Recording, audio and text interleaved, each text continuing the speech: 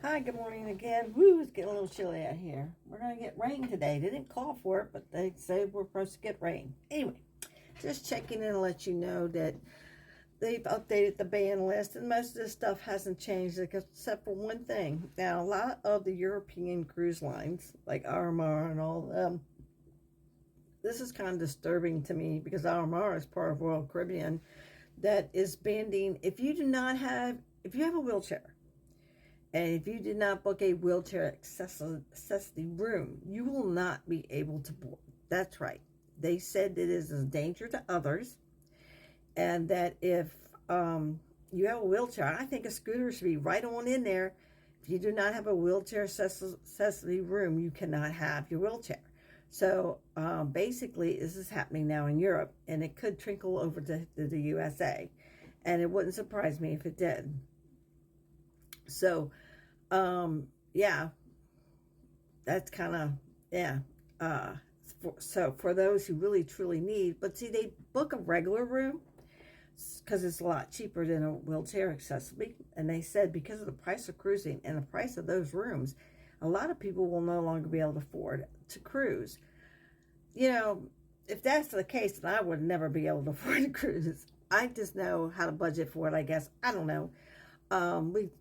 We're getting ready to go on a cruise here in less than 3 weeks, and I'm looking forward to it. But I do admit, when I was on NCL, the Jade, there was lots of scooters, lots of wheelchairs, just left in the hallway, blocking entry. If there's an emergency and the ship needs you to evacuate, they only have a handful of people that can help people with wheelchairs and scooters. And those are the ones signed to wheelchair rooms that are wheelchair accessible. So what happens for those who are in wheelchairs that just booked a regular old room? Well, that's not good. This just doesn't have the staff. The risk of someone being hurt or dying because of this or trapped is very high. So this is a ban, and the European cruise lines are starting to do that, and it probably will. Another one that's made people extremely mad is the fact that there was a guy who brought, now they're even smaller.